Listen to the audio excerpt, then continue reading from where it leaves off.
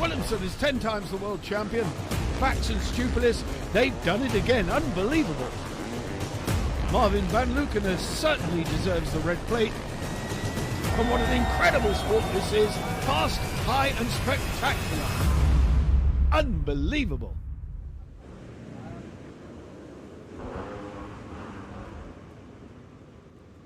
Well, hello there, Sidecarcross fans, and welcome back to the FIM World Sidecarcross Championship here in 2022. We're getting ourselves ready here, not only on circuit, but also in the commentary box. Myself, Bradley Hicks, and alongside me is a man who you will all be familiar with, but unfortunately isn't racing this weekend, Dion Rietman. Good afternoon. How are we doing today? I'm doing good. And you? Yeah, I'm ready for the season, ready for the racing, but right now we're getting ready for the first of our timed practice sessions, and these guys have already been out once today on circuit just to get to grips with things, and well, from the times that they were showing there, Dion, it's going to be very, very close indeed. Yeah, the times in the free practice were close, but yeah, the track is still flat, so we have to wait till the track roughs up a little bit. The quad's been over it, so yeah, we'll see how it goes. Well, it's a big shame that you aren't out there, in fact, because you were telling me earlier that you come from about 10 kilometres away, not even that. So big shame that you aren't racing. Yeah. It's my hometown race, almost 8 kilometres from home. So yeah, a lot of friends and family would have come to see me race, but yeah, unfortunately, not for me this year. Well, they get the chance to listen to you today instead, so it's not all bad. It's not all bad, but it could be better. It could. But well, the machine's making their way out onto the circuit for this session, and well, like I say before, it was very, very close indeed. And this circuit is not one that I've been to before, Dion, but well, I'm sure that you've been here more than once. Yeah. It looks very, very fast, especially through the trees as well. Well, yeah, the circuit part on the starting area, it's outside of the trees. It's really fast. The track is more hard packed there. But yeah, when you go inside of the tree area, there, yeah, the track is will be really, now it's still flat, but it will be really rough and really tough for all riders and passengers to get a good lap in. But I'm sure they'll do all right. It certainly creates a great atmosphere as we're looking at Tim Leferink and Kostas Paleskas, the number 75 crew. They had a good season last year. I do seem to remember they unfortunately had an incident at Kramelin at the second turn, but thankfully no injuries for either of those guys, and it looks as though they're already going for a quick one. Yeah, looks like. So over the jumps into the trees then, into the woodland section, and that looks absolutely spectacular, I have to say. I really need to go out there and have a look for myself instead of watching it through a screen here, but I bet it's fantastic on the bike as well. Yeah, on the bike it's all different than on the screen for sure, but yeah, they did a few little adjustments. I haven't been around the tracker yet, but some of the jumps they look to be a little bit stiffer than they used to be, so more airtime. I think everybody enjoys that. So it's also for the viewers, it's spectacular. So for Kostas here, then, what would he be doing right now with Tim Leferink? Will they be just finding the lines? How will they be coping right now? Yeah, for now, pre-qualifying, the track looks really, really flat still. So right now, it's just important to get a good lap in the beginning of the pre-qualifying, because yeah, the more sidecars go over the track, the rougher it will get. So the tougher it is to get a good lap in. But they seem to do really good.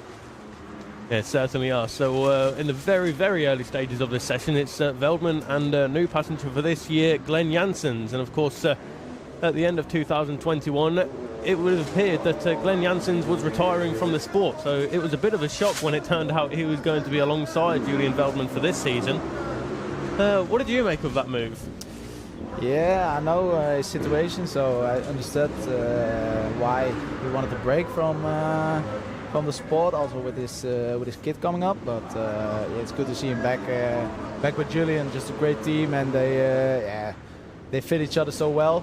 Their styles really complement each other. So yeah, it's great to see them out there. You mentioned that he's going to be a father this year, I think due in the August of this year, so Glenn Janssens becoming a father. So it's all good stuff there in his personal life. And there he is right on screen with Julian Veldman, just looking over their shoulder at our reigning champion of Etienne Bax. And of course, he is with Andre Chermak. That was a very, very good move for Andre there, who finished third in last year's season with Julian Veldman. So lots of chopping and changing in terms of the riders and passengers for this year. But speaking to them in the paddock yesterday, it would appear that they're very confident and happy with how they've progressed through the winter. What can you expect from them this year, Dion? Yeah, for sure. Chen is a really experienced rider, and I think he can bring anyone to a next level because he just knows what he's doing and is really professional. And Andre, of course, is one of the better passengers of the lineup. So also really experienced, and he seems to gel really well with Etienne. And also in the Dutch Championship, I think they're in the lead right now. So they're doing really good. So it seems to be a good move for both. I would go as far as to say as this is probably Andre Chermak's best opportunity at fighting for a world title yet. Yeah, for sure. Yeah, but himself and Julian Veldman, fantastic performance throughout last year's season. But like we've just mentioned, a change of passengers for both Veldman and Etienne Bax. Got a few new names here as well. You'll notice in 11th place at the moment, number 13, Michael Hodges and Jack Wilkinson. Now, Michael Hodges has done a few GPs in previous seasons, but from what I can see, this will be Jack Wilkinson's first ever GP. He's the younger brother of Brett Wilkinson, who will be making his return after 2 or 3 years away. So the Brits really are coming back and fighting strong. Yeah, it's good to see them back. Jack for his GP debut. So really nice to see him. I saw them at the Dutch Championship doing very well. So let's see what they can do. Well, fingers crossed for them. But at the moment, a 1:51.946 is the pace from Veldman and Janssens. What kind of lap times are we expecting to get down here, do you reckon? Yeah, if they want to get a fast lap in, they have to do it really quick. So yeah, I didn't really look at the times in the free practice, but I think they can get to 150, but not under 150 probably, because the track will be roughened up, and yeah, now it's really fast, but the deeper it gets, the slower it gets. So yeah, I'm not expecting faster times this weekend really. I think in the earlier free practice session, it was Etienne Bax and Andre Chermak who set the fastest time overall of a 1:50.6, I believe. Yeah. So we're there or thereabouts already. Looking further down the order, you'll see number 100. There's another of the British pairings of Jake Brown and Paul Horton, who only got to the circuit earlier this morning. So cutting it fine and cutting it short. But Jake Brown and Paul Horton, a new pairing for this season. Kurt Varick, Larry Kunas up there in second place at the moment, just ahead of Stuart Brown and Josh Chamberlain. Now, the last time we saw Stuart Brown and Josh Chamberlain was the final GP of 2019. And I think it's fair to say, casting our minds back, that they pretty much dominated things there. Yeah, it was Rudelsburg, wasn't it? Yeah, Rudelsburg, yeah. The family Brown just clean sweep the qualifying on Saturday. Yeah, it's a bit of a surprise. And I think Jake Brown finished 4th overall in that GP, I believe. I don't remember, I don't know. Don't remember. I only know the qualifying. Yeah, no problem. There we go then, looking at the number 5 of Kurt Varick and Larry Kunas, of course. Kurt Varick, very, very experienced, 9-time Estonian national champion. Larry Kunas, a double Estonian champion. And last year together they finished 5th in the world standings, which is both of their best finishes. Stuart Brown, Josh Chamberlain, 4th in the championship in 2019. There is Brett Wilkinson and Joe Millard, another of the new crews for this season.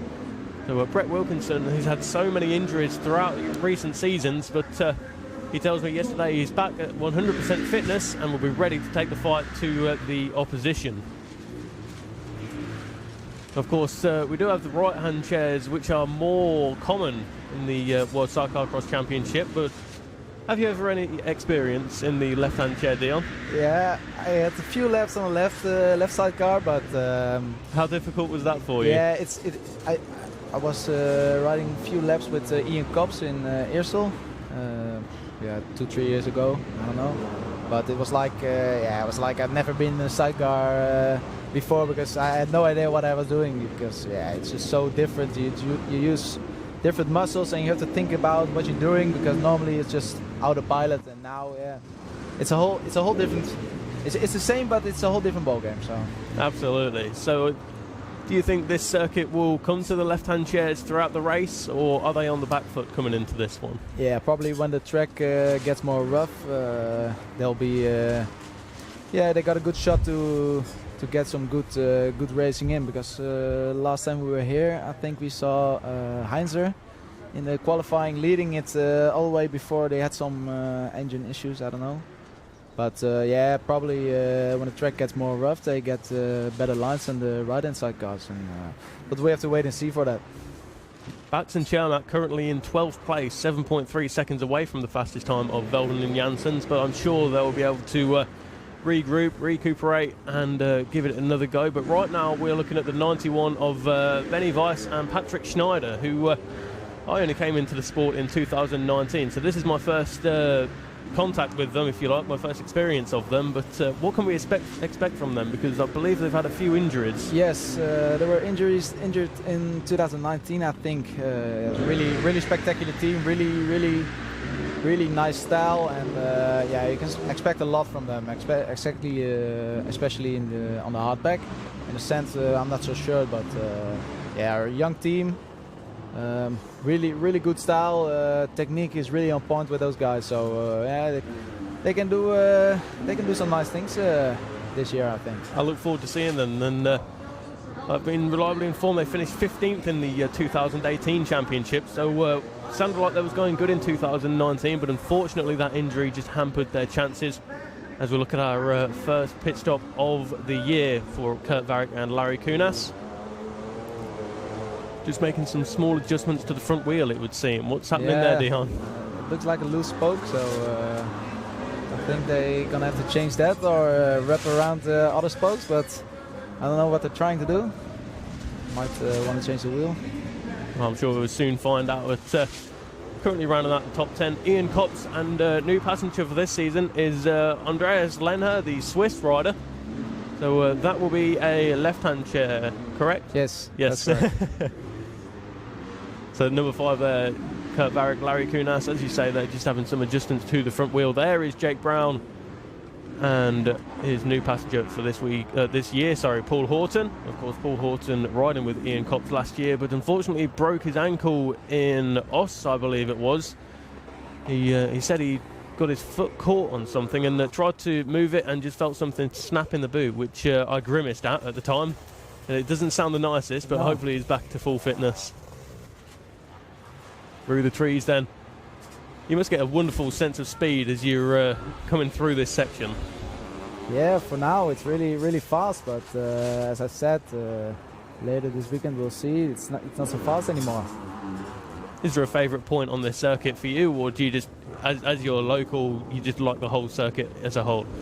Well, I think the starting area, when you go outside of the trees, it's more fast, and the jumps that are there, I like that a lot. Also, what you can see here, you step down, it looks really nice, or tabletop, whatever it is. You see Jake Brown here getting over it. It's an area with a little bit more speed, so yeah, that's more what I like. But for the Dutch guys, it's the deeper it gets, the more in favor it gets. So for sure for us. You do get a lot of big air over there, I notice as well. Yeah, for sure. Always good for the crowd. It seems quite busy at the moment there with the crowd, which is always good. We'd love to see a big supportive crowd, but at the moment, as we say, Jake Brown and Paul Horton just making their way around this circuit. Looks like they're showing good pace already, trying to get some consistency dialed in. And hopefully the woes of last year are all gone, because it was definitely safe to say that Jake Brown and his passenger at the time, Joe Millard, if they didn't have any bad luck, they'd have no luck at all. So many mechanicals it would have appeared. But like I say, fingers crossed for the British crew that it's all sorted as we turn our attention back to Etienne Bax and Andre Chermak. It's still Velden and Janssens on the top at the present moment.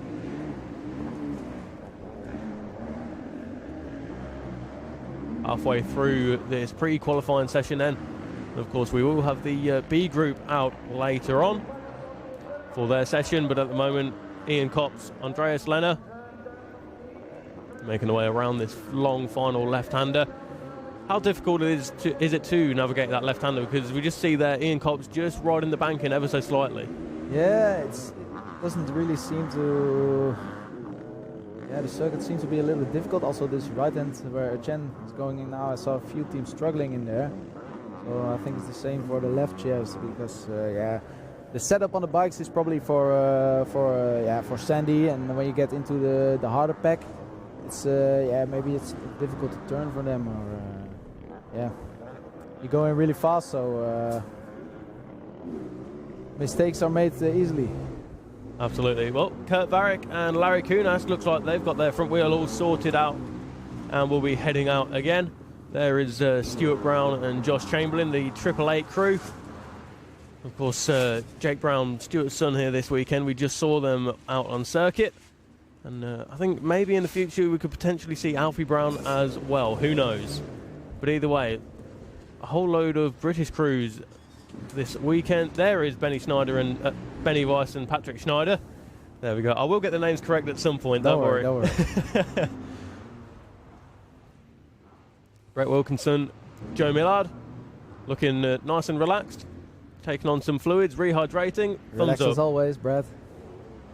Nice and relaxed. A relaxed Brett is a fast Brett. Yeah, for sure. All good. But Joe Millard there, quick little smirk at the camera. Thank you for that, Joe. But comes from a long line of racing relatives, does Joe. Of course, Mark Millard and Paul Millard as well, back in the day. Racing against our very own Barry Nutley at one point as well. So all good stuff. But at the moment, it's still Veldman and Janssens. Who is there in second place? I noticed we've got the live timing here as well. Etienne Bax. Etienne Bax and Andre Chermak. All very, very close indeed. 0.4 of a second away. Kurt Varick up next at 152.7.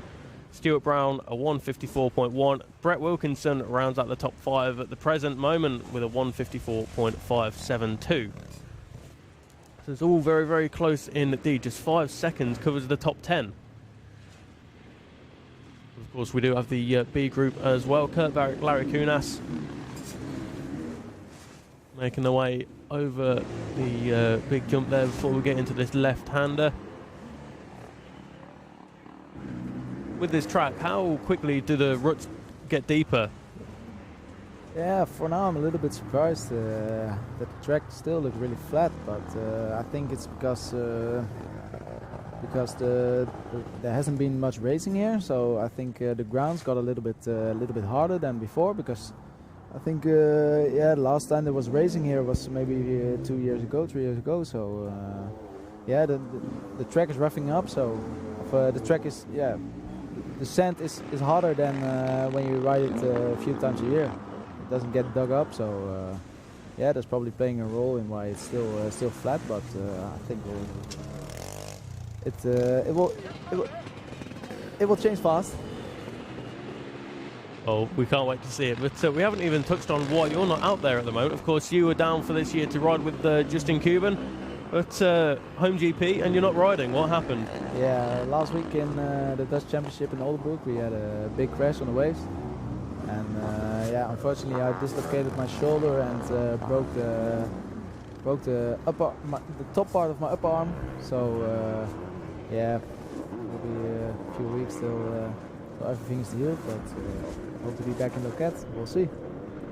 We'll see. Well, fingers crossed for your recovery there. But other than that, you're feeling all good for this season when it gets underway finally for you? Yeah, I was in a really good shape, working towards a really good shape.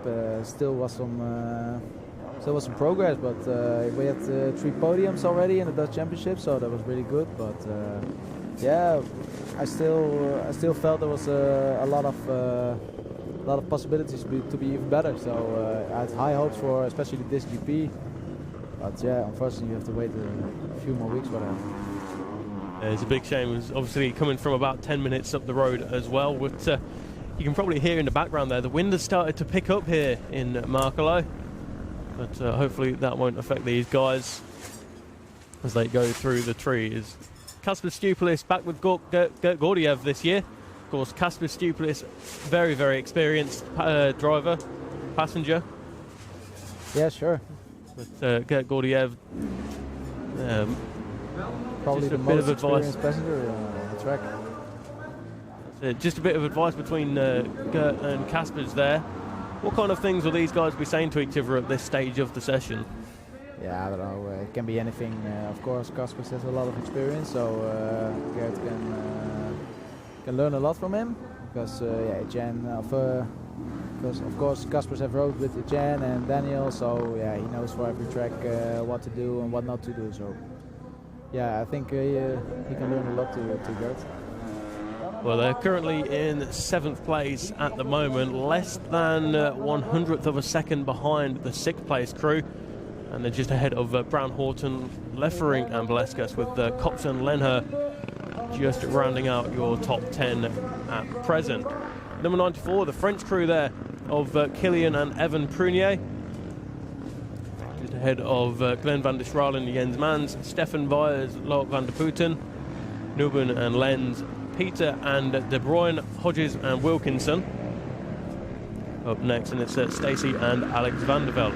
And it should just be the 17 runners, I believe, in this session. Of course, we have 33 crews here this weekend. So we will have the last chance qualifying, of course. With only 30 crews can start the races. Back to the format we all know and love, with the last chance and then the 2 races on the Sunday, as opposed to the 1 race on the Saturday and 2 on the Sunday, as we had in last year's shortened season. But at the moment, number 199 of Brett Wilkinson and Joe Millard looks like they're going for a quick lap once again.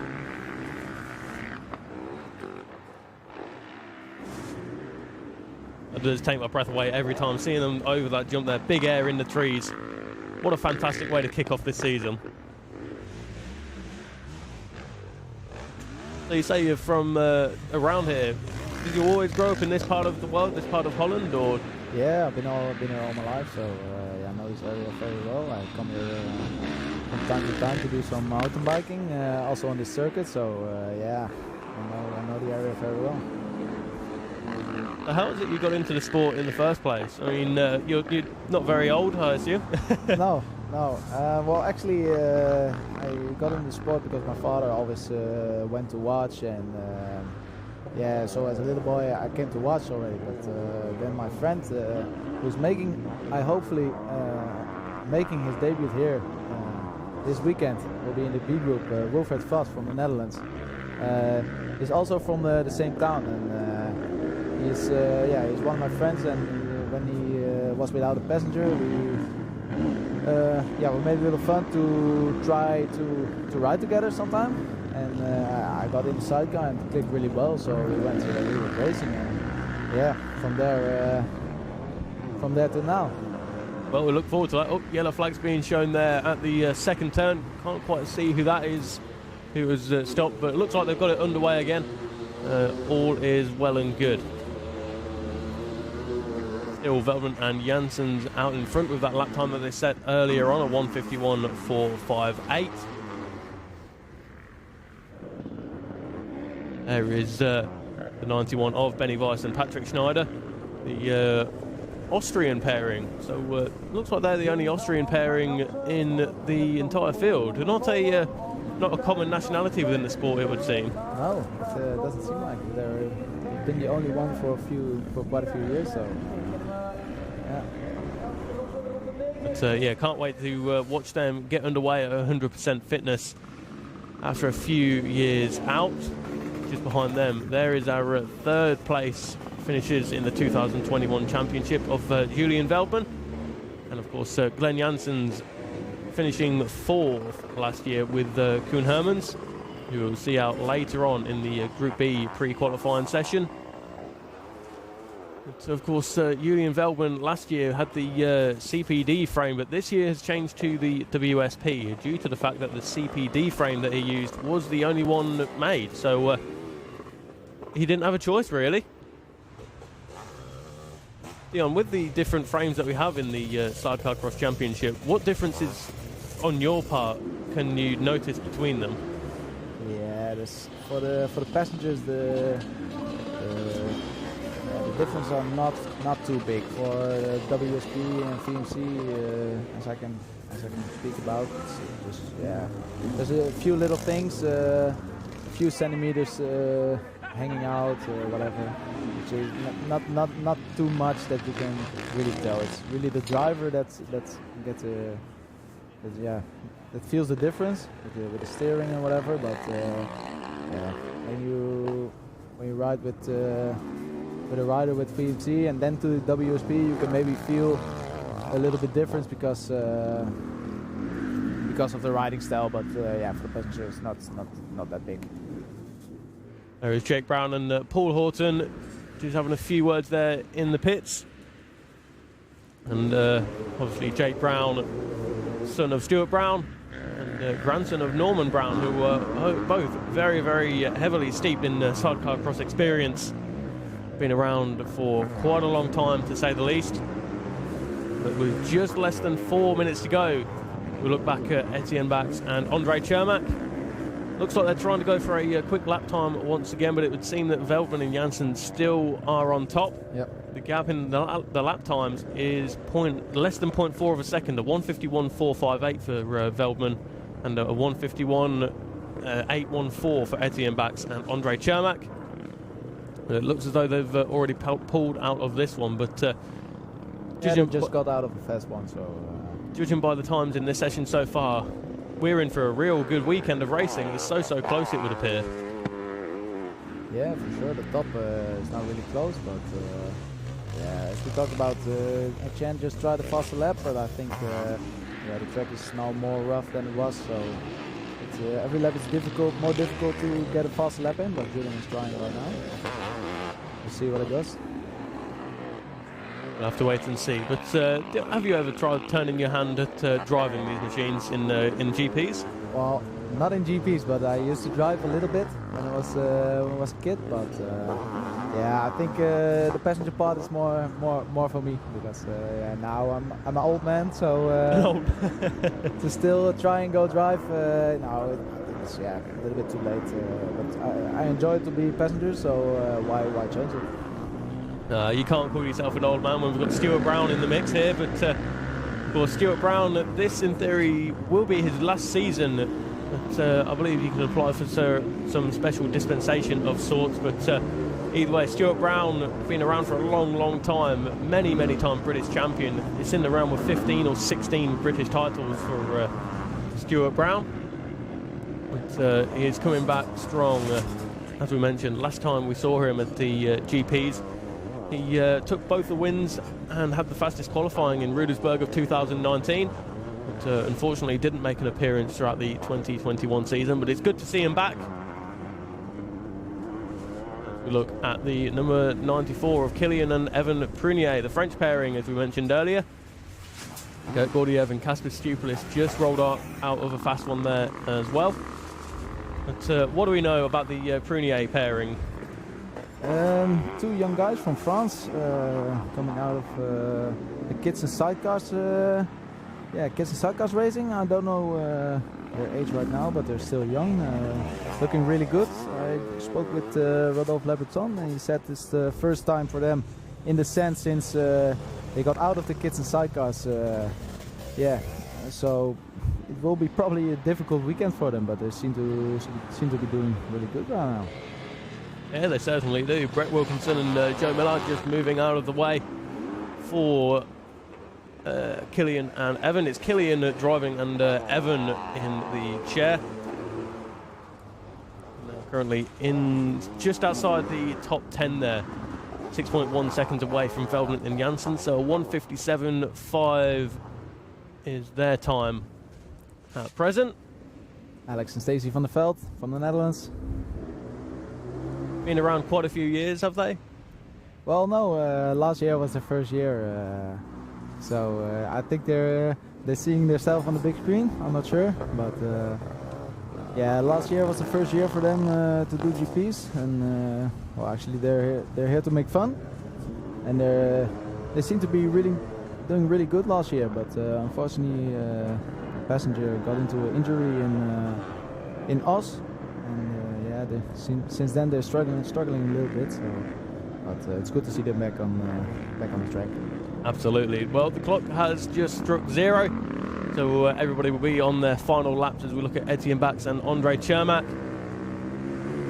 Looks like they've just sneaked another lap in there, it would appear. This will be this lap. Well, they're certainly going for it. A 1:51.458 is the time to beat, and they're currently on a 1:54.814. And that's it. They rolled out of it, and second place will be where they finish. Looks like they did just catch the checkered flag there. But either way, new engine for this year as well for Bax and Chermak. Of course, always used 2-strokes throughout recent seasons, but they've changed to the 4-stroke Husqvarna power, and that seems to be doing them good. There we go then. That is the end of the first session of the 2022 season. Veldman and Janssens kicking it off as they mean to go on top of the pile. And of course we had the Veldman last year when he was with Andre Chermak. They got the red plate for their first time, and now that they know they can get it, Julian Veldman and Glenn Janssens will be trying their absolute hardest to get that and try and go for the title, because it's safe to say they have the speed. For sure. Well, as the rest of the Sidecarcross crews just make their way round to take the flag, there is the number 418 of Stefan Vyers and Loic van der Putten, and they had a few good rides last year, always fighting for the top 15, top 10 positions, and of course home GP for them as well. Are they from around here? You know them well, or? Yeah, I know them really well. Good friends, doing the 13th time right now, so doing all right, but I think they can do a little bit better in the qualifying. We have to wait and see. They're doing really good in the Dutch Championship racing, so I expect nice things from them. That is good, but like I say, some good rides last year in the WSC Championship as well. But coming into this season, obviously we can't include Justin Kuban because that would be biased. Who is your tip for the championship, and who do you expect to do well? Yeah, there's a few teams, of course. The obvious Etienne Bax, Julian Veldman, and Marvin van Luckenen with Robbie Bax again. So yeah, those 3 guys are probably the favorites for this year. No problem. Well, we can have a look now at the top 3 of this session, and that will put them in good stead for the rest of the weekend. Kurt Barrett, Larry Kunas, the Estonian and Finnish crew, 5th in the world last season, they're 3rd in this session. There is Etienne Bax and Andre Chermak, Dutch and Czech pairing. Of course, Etienne Bax now 4-time world champion. Finish on top of this session was Julian Veldman and Glenn Janssens, the Dutchman and the Belgian, starting as they mean to go on. So 31 leads 82, leads number 5. There are the times at a 1:51.458 that was set early on by Julian Veldman and Glenn Janssens. Managed to keep them on top ahead of Bax and Barrett. Stuart Brown, Josh Chamberlain 2.7 seconds away on their return after 2.5 years out. Brett Wilkinson, Joe Millard, Benny Weiss, Patrick Schneider back after 3 years ahead of Gert Gordiev, Kasper Stupilis, Brown, Horton, Tim Lefferink, Kostas Paleskas, and Cox and Lenher round out your top 10. 11th down to 17th is the Prunier pairing, Van der Stralen and Mans, Vyers, Van der Putten, Nuben, Lenz, Adrian Peter and Nicky De Bruyne, Michael Hodges, Jack Wilkinson and Stacey and Alex van der Veld round out the riders.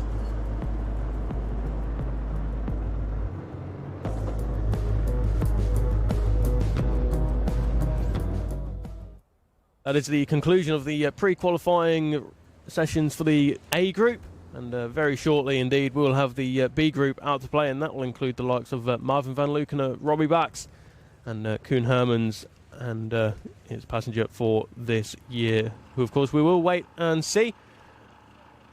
Obviously Nicolas Mousset, who they raced together before, do they still have it in them together? We will find out. Join us shortly.